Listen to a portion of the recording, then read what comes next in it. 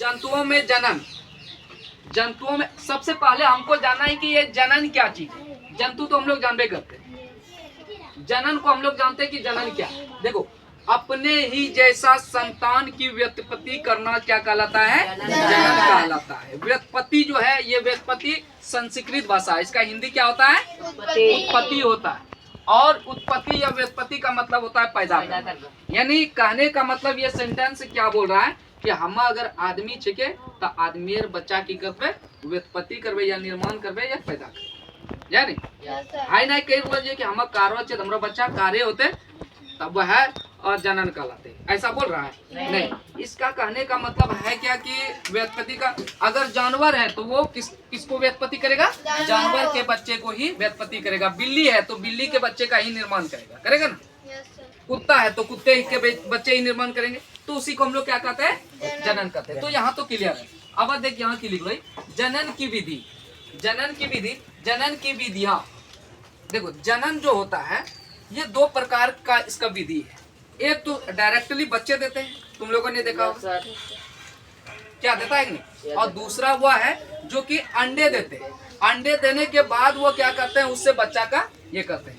अब ध्यान दो, यहाँ समझने वाली बात है। जरायुज जो हम लिखाए थे, तुम लोगों को अभी जस्ट पढ़ा रहे थे, जरायुज में क्या सीधा बच्चे को जन्म देने वाले को हम लोग क्या कहते रहे? जरायुज कहते हैं। और अंड प्रजनक, अंड प्रजनक तो अंड से ही पता चल रहा है कि वो क्या देगा? क्या देगा? अंडा। अंडा दे करके बच्चे का निर्माण करने वाले क्या कहलाते हैं? यानी हमरा डायरेक्ट की बोले पारे जे बच्चा देते, जे बच्चा देते ओकरा जरायुज कहबे, और जे अंडा देते ओकरा की कहबे? अंड प्रजनक। अब देखिए, अब हेकरम देख, एक चीज तहने पता जो कि आदमी कारो या गोरो कहना हो, मालूम है? ये एक लॉजिकल है, ये भी तुमको भी बता रहे, ठीक है? चलो, कहाँ मिटाने वाला कुछ नहीं, हाथे से मिटाना पड़ेगा। देखो, आदमी देखो कारो या गोरो कहने हो, जानो रे, समझ रहा है रे? देखो, कहने का आदमी काला या गोरा क्यों होता है, यहाँ समझने वाली बात है। मैं समझना, मैं गोरा, ठीक है, मेरी पत्नी भी गोरी और मेरे बच्चे काले हो। गोरा तो है नहीं हम देखने में, ऐसा है नहीं, है नहीं। लेकिन एक मान लो कि हम भी गोरे और मेरे पत्नी भी गोरी, ठीक है, बच्चे काले क्यों हो? बता सकते हो कोई भी? या फिर कोई काला काला है, उसके घर में देखना एक तो गोरा काला जैसा अंग्रेज जैसा हो जाता होता है, वो कैसे होता है मालूम नहीं? चलो उसको हम बताते हैं। देखो यहाँ समझना, ये है दादा, देखो ये है माता, ये क्या है रे? माता। और ये क्या है रे? पिता। पिता दारू पिता नहीं, पापा वाला पिता, ठीक है? ये माता और ये पिता। अब ध्यान दो, कोई बच्चे का निर्माण होगा। अब पिता में क्या क्या पाया जाता है? एक्स। कौन सा गुणसूत्र पाया जाता है? पिता में एक्स। एक्स कब से पाने लगा? X Y. हाँ, एक्स वाई पाया जाता है। और इसमें क्या पाया जाता है दोस्त? एक्स एक्स पाया। तुमको ये भी पता है कि ये एक्स और ये एक्स मिलेंगे तो डबल एक्स हो जाएगा, नहीं? यानी ये लड़की का निर्माण करेगा। ये किसका निर्माण करेगा दोस्त? लड़की का निर्माण। समझिए भाई? Yes sir. मैं ध्यान तो समझे, समझना। अब ये देखो बाबू, ये और ये वाई जब ये करेगा एक्स वाई, तो ये किसका निर्माण करेगा? ये लड़का का निर्माण करेगा ना। अच्छा ये बताओ, ये कई फैक्ट्री में बन के आता है, ये लड़का आया फलना फैक्ट्री से, है? ये लड़की आया फलना फैक्ट्री, इसका कोई फैक्ट्री नहीं होता, ये प्राकृतिक के द्वारा बनाया है। फैक्ट्री से तो रोबोट आता है, फैक्ट्री से क्या आता है? रोबोट आता है। रोबोट में जान नहीं डाल सकते, ठीक है? देखना, अब ध्यान दो रे, ये जो है ना, ये है गोरा। ये कैसा है रे? गोरा।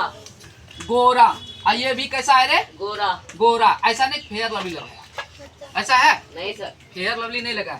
लेकिन बच्चा जो हुआ इसका, मान लो कि इसका लड़का हुआ, क्या हुआ? लड़की मान लो, क्या हुआ इसको? लड़की। लड़की भी, कोई भी बच्ची भी, मान लो कि इनमें से कोई भी हुआ, ठीक है? कोई भी बच्चे भी, ठीक है? समझना, बच्चा हुआ, ठीक है? तो ये हो गया कैसे? गोरा गोरा। ये हो गया काला। कैसा हो गया बच्चा रे? काला। ये बच्चा काला क्यों हुआ? उदाहरण आ रहा है ना दिमाग? काला नहीं होना चाहिए, गोरा होना चाहिए। जब माता भी उसका गोरा और पिता भी गोरा, तो गोरा होना चाहिए, उसको तो और गोरा होना चाहिए ना। ऐसे इतना गोरा होना चाहिए कि दूध रख दो एक साइड वो तो पता नहीं चलेगा कि बच्चा है। तो ध्यान से ये जो बच्चा है काला है, वजह देखो क्या, माता से इसका गुण कितना आ रहा है दोस्त, 1/2 आधा, और पिता से कितना आ रहा है, 1/2। ये किससे गुण आ रहा है, माता और पिता से। अब ध्यान दो, इसी बच्चे में, किस बच्चे में, इसी बच्चे में, ये कौन है रे, माता है ना, नाना नानी, कौन रे, नाना और नानी, और इधर कौन हो जाएगा रे, दादा और दादी। इससे कितना गुण आएगा दोस्त, इस कितना आएगा, इनसे और इससे कितना गुण आएगा, 1/, कितना रे, 1/4, कितना आएगा, 1/4। अगर नाना या नानी के घर में कोई कला होगा, या तो दादा या दादी के घर में कोई कला होगा, चाहे दादा या दादी कोई कला होगा, तो इसीलिए हो सकता है उसका बच्चा कला होगा। चल यहाँ भी सब गोरा है, सब अंग्रेज, सब समझे। तो अब देखो इसी बच्चा में फिर किसका गुण आता है, परदादा, परनानी या परनानी, ये भी परदादा या परदादी। इससे गुण कितना आएगा, 1/8। अब परनानी या परनाना में कोई भी कला होगा, या परनानी या परनानी में, परदादा या परदादी में कोई भी कला होगा, तो बच्चा कला होगा। तो वहाँ देखो खानदान पे असर पड़ रहा है ना बाबू, है खानदान के वजह से बच्चे कला हो रहे ना, खानदान के वजह से बच्चे गोरा हो रहे ना। अब यहाँ देखना, यहाँ देखने वाली बात क्या है, अब छरदादा और छरदादी और छरनानी और छरनाना, समझे।